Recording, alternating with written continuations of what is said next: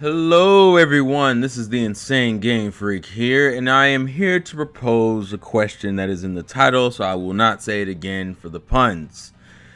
But to show you how I arrived at this question, it's actually a pretty short story, so let's talk about it.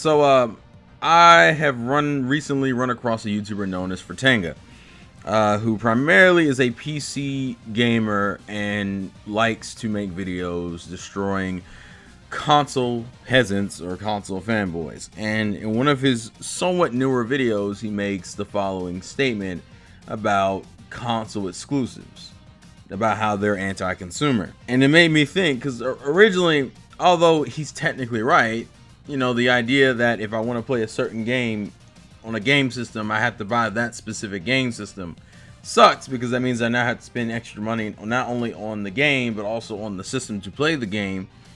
Even though I already have another gaming system, it looks pretty anti-consumer, right? And originally, when I first heard it, I was like, well, yeah, he's right. But it made me think, well, would I really prefer the alternative where every console got every game? So everything from Mario to Bloodborne would be on every console? So I'm going to propose the idea, and we're going to try to walk through this. And obviously, this is just opinion and conjecture on my part. So obviously, if you have your own thoughts and opinions, please leave them in the comment section below and tell me what you think about this current style. So let's get started. So let's start from this gen. So Switch, PC, Xbox One, and PlayStation 4. You can put X and Pro in there since they essentially play the same games anyway. But the point is, at our current generation, no game is exclusive to one platform, right? Meaning you can play Mario on Xbox, you can play Bloodborne on Switch. Everything is available to everyone, right? Which is great. I mean, most gamers at the end of the day would prefer to buy one box. That's the end goal, for me to buy one box that I can play all my games on, and I don't ever have to pick up multiple consoles ever again, because nobody has that kind of money, nor wants to spend that kind of money on one system, knowing that they only are picking it up for certain games when they could just get one system that plays all games.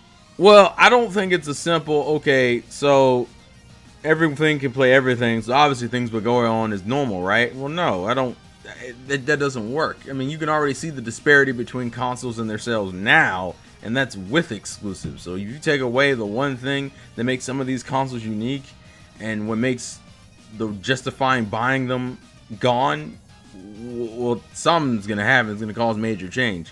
So let's go from console to console and see what happens. So let's start off with Microsoft.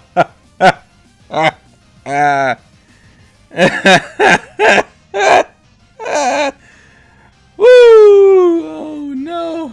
Oh no! Let's be real here. We're already seeing it now that Microsoft is slowly but surely getting absorbed by the monster that is known as PC. Most games that are on Microsoft platforms are on multiple other consoles. If nothing else, it's either on PC, in most cases also on PlayStation 4. So the only games that would be even making a real transition would be something like Forza, kind of, Halo, kind of, and Gears of War, kind of. I honestly think that if we were to take away the exclusives, I think Microsoft would I think the Xbox division would just disappear into the PC. I think that, because that's what's gonna happen. I was mulling this over in my head. I honestly believe that it would create a monopoly in the gaming industry, at least when it comes to consoles. You might be buying games from different publishers. I don't necessarily think all the publishers would go away, but I definitely believe the consoles will go away. Certain consoles will go away. And I know Microsoft would be the first motherfucker on the chopping block. But that also still leaves us with Sony and Nintendo. The problem here is that if every game plays on every system, then realistically, most people are going to want to go for the most powerful system. And consoles will never win that race. They never will unless they're releasing a console every year, which would totally hurt their image and the reason why you buy a console in the first place. So consoles automatically lose in every other category anyway. So if you take away their exclusives, you really have no reason to buy a console unless you just like gaming on a console, which really doesn't mean much anymore. But the reason why the Sony and Nintendo argument is a little bit harder is because, for one, Sony's pretty good. Sony still has the appeal of a console, even though it's adopted a lot of things from the PC, which is what makes the argument hard in the first place. It's adopted so much from the PC, it's borderline just a lower end PC anyway, but it still has the face and feel, quote unquote, of a console, and it's still easily accessible. It's not like I would change how the PC is presented in stores or how the PlayStation and Nintendo are presented in stores. You would just see every game on every shelf for every system. Sony in that way would still kind of exist, because if we were really going by why people haven't jumped to PC, it's not just a simple that not every game they want to play is on PC. It's also consoles just seem more appealing right now. Not necessarily, it may not be 100% justified. I think it's just a lot more interesting to look at on the shelf, whereas PCs aren't really marketed on the same shelf in gaming, at least. PCs don't have like a physical representation. I don't know how to describe it. It doesn't have like the same kind of physical representation in the gaming sections of stores and whatnot as consoles do. Obviously, it's been changing, and PC is slowly but surely been gaining more and more of a foothold as time has gone on. So I can still see them easily eclipsing the other two consoles. But then we approach Nintendo, who I think is probably in the most interesting position, because Nintendo, unlike the other two, have not tried to adopt a fully PC-like experience. They're still doing what they want to do in their own way, which, as we've all learned, can easily be a good and bad thing depending on the situation. But what would help them out, even if they got every game, because yeah, the PC will always run all those games better, and now that you can play Mario on a computer screen legitly and it be fully supported, it's not like you need to get a Switch, right? But the one thing that Nintendo still does better is that Nintendo tries to create different experiences with their consoles. And this is not me dick riding, this is literally a fact. Nintendo just does that better than the other two companies, especially now because they've all leaned into this PC mindset. What I'm really saying is that Nintendo would only survive based on its gimmicks. And I know how much people hate the term gimmick, but that's the reality of the situation. If every console could play every game, and let's say Sony was absorbed into the PC master race, the only thing that will save Nintendo is that it's different. The question is whether it's different enough, because when you compare every other aspect of the PC to the console, they automatically lose. And for me personally, there's still a high chance that Nintendo could easily get absorbed by the PC monster race anyway. So with that being stated, then you have a monopoly on gaming through the monster that is PC. And my biggest fear is that monopolies have never been known to be a good thing. I mean, anyone who has their cable or internet should be able to say that, at least in the US, because you guys should know we don't have the best options over here. We literally have, most of you are kind of stuck with one provider, and if you're lucky, you're stuck with maybe two or three. And Comcast currently, I would argue, has a monopoly on the internet and cable industry, which is a very terrifying thing, because everyone knows that when companies are in power and they're not having to deal with any type of competition, they can easily do whatever the fuck they want. And guess what? Most of the time they do. Now, obviously, I'm not taking into account that other companies could rise and try to do innovative things with their consoles to make themselves relevant. But I feel like it would just devolve back into what I would think is the Nintendo way of doing things, in the sense of any new company would probably come out and try to innovate with the console because they can't innovate with games and make themselves appealing. So that's the thing about exclusives. Exclusives, oh yeah, they suck that they make you buy multiple consoles to play these one or two games you really want to play, but it's also what creates the competition in the industry. It's what allows the industry to have different avenues and for certain game franchises to flourish. Because that's the other reality, is that I think if we're all gamers, we can all kind of agree we probably all have backlogs of some sort.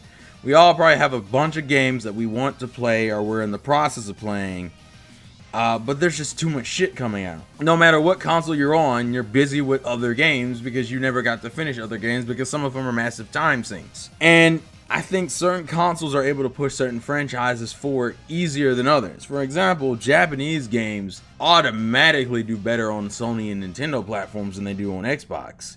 But at the same token, Xbox usually promotes a lot of shooters, and there was a time, I know people, it's hard for this to believe, but there was a time where shooters were not like this mainstream ass genre.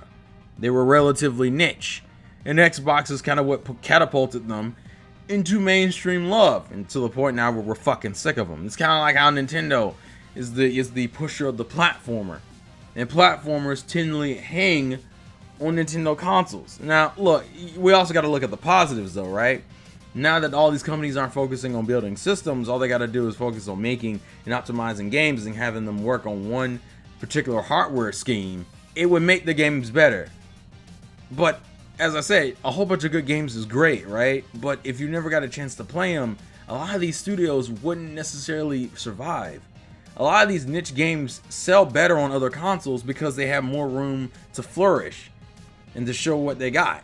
And for me, and as I said before, I think that eventually most of these consoles will get absorbed by the PC, because the PC would then objectively and factually be 100% the better option. Whereas right now it's like 95%. And, you know, some people say, well, 95% still an A.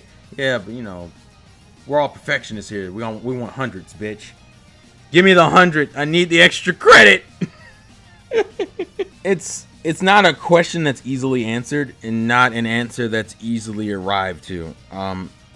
Because of my opinion and guesses, I personally think that even though it sucks to have the exclusives work the way they do now, and I honestly think that at some point something's going to have to change anyway. The gaming industry currently is not perfect, obviously.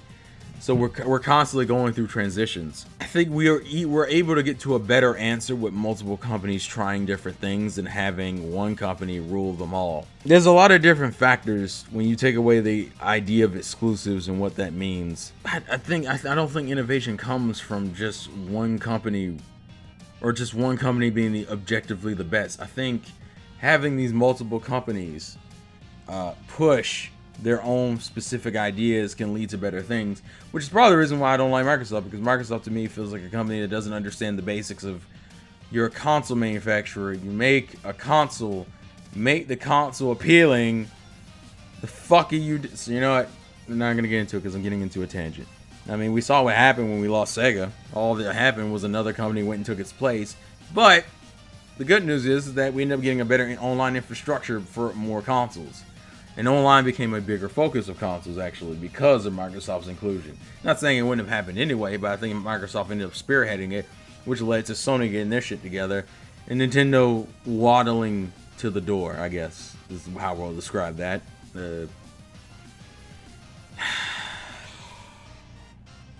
Anywho, it's like a butterfly effect. You change one thing and it can easily cause a massive chain reaction that can change multiple things. So no one will truly know what happens unless it actually happens. But I like to think that even though console exclusives are a thing, and they do suck for gamers who just want to buy one box and play all their favorite games on, I think the alternative may be worse than what we think. But it also could be better. So please leave your thoughts and comments in the comment section below. Thank you guys for watching. This has been the Insane Game Freak.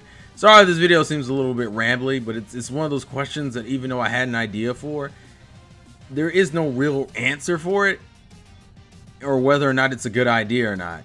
It's just a thing that could happen, and this is a result that could happen from that idea. So yeah, thank you guys for watching. Life's a gameplay to win, and I will catch you guys later. Peace out.